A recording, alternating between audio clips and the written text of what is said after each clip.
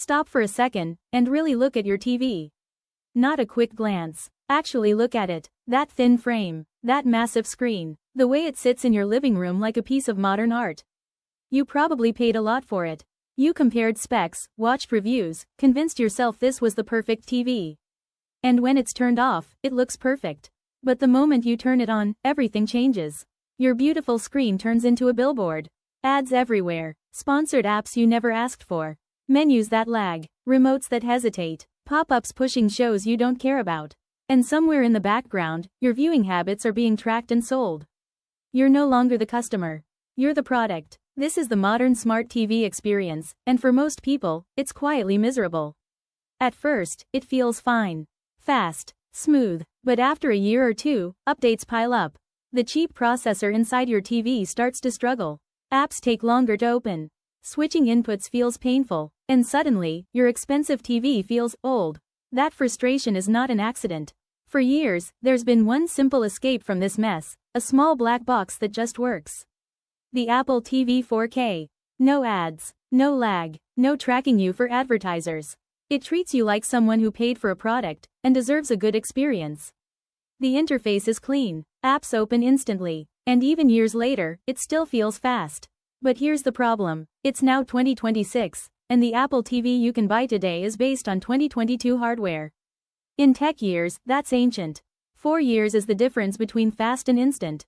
Between dumb and intelligent. Between a device that plays content and one that actually understands it. And that's where the Apple TV 4K 2026 comes in. According to leaks, this isn't a small update. It's a total rethink. The biggest change? Power. Apple is expected to use an A17 Pro class chip, the same level found in high-end iPhones. And that raises an obvious question. Why does a TV box need that much power? The answer is simple. AI. Apple doesn't want your TV to just stream videos. They want it to understand what you're watching, what you like, and how your home works, all locally, without sending your data to the cloud. Imagine asking your TV, "What happened last episode?" and getting a spoiler-free summary instantly. Or asking, "Who's that actor?" without pausing, searching, or leaving the screen. Then there's smart home control. A new Apple wireless chip is rumored to turn the Apple TV into the brain of your home. Lights respond instantly. Devices stop disconnecting. Everything just works, quietly, reliably, in the background. And then comes the boldest rumor of all, a camera. Gesture controls. FaceTime on the big screen. Pausing a movie with a wave. Volume with a hand motion. Family calls that feel natural instead of awkward. Suddenly, the Apple TV isn't just a streaming box anymore. It's a gaming console, a local AI hub, and the control center of your home. So here's the real question. Do you buy the current Apple TV now, or wait? If your TV experience is awful, buy one today. Don't suffer. The current Apple TV 4K is still excellent and will instantly fix your setup. But if you care about AI, smart homes, and the future of entertainment, waiting makes sense. Because Apple isn't just updating the Apple TV.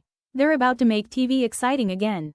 Turning it from a passive screen into something intelligent, private, and deeply integrated into your life. And that's why this moment matters. So now I want to hear from you. Are you buying now, or waiting for 2026? Because one thing is clear. The era of slow, ad-filled smart TVs is coming to an end. And honestly, it's about time.